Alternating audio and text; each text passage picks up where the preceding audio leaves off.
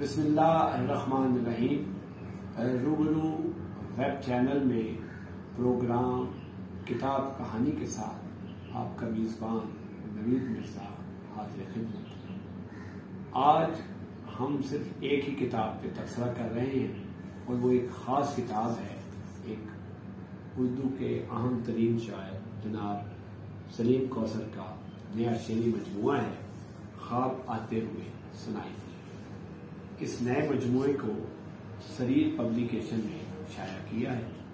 سریر publication جو کہ پچھلے چند برسوں سے ہمارے سامنے نت نئی خوبصورت معیاری اور اعلیٰ ترین طباعت سے آراستہ کتابیں لے کر آ رہا ہے، وہ ایک ایسا ادارہ ہے جنہیں جناب ظفر محمود ہاشمی صاحب نے شروع کیا ہے، اور پاکستان میں ان کے ساتھ اس وقت دو نوجوان عمر وسیم اور ان کے بھائی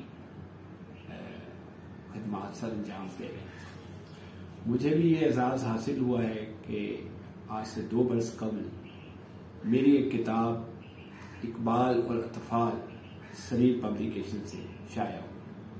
پچھلے دنوں ایمپوریم میں ہونے والے کتاب میلے میں جب میں شریک ہوا ہوں تو وہاں سے میں نے اپنی کچھ کتابیں، جو کہ میں اپنے کوٹے کی سب کتابیں لے چکا تھا، تو 10 کتابیں مجھے بہت انہوں نے ایک محبت کی کہ رعایتی قیمت پر مجھے میری کتابیں 10 مل گئی۔ تو انہوں نے مجھے کہا کہ ایک کتاب ہم آپ کو تحفے میں دینا چاہتے ہیں، آپ خود سلیکٹ کر لیں۔ تو میں نے یہ کتاب سلیکٹ کی، اور اب اس کتاب پہ میں اب ذکر اپنے یوٹیوب چینل پہ بھی کر رہا ہوں، اس پہ کالم بھی لکھ رہا ہوں کہ سلیم کوثر ہمارے سینئر شعراء میں ہیں اور ان کا کام بہت زیادہ ہے، کہ اس سے پہلے بھی 5 مجموعے شائع ہو چکے ہیں، اور ان کی ایک شعرا افاق غزل کو تو ساری دنیا جانتی ہے۔ میں خیال ہوں کسی اور کا، مجھے سوچتا کوئی اور ہے، سر آئینہ میرا عکس ہے، عکس تھا پس آئینہ کوئی اور ہے۔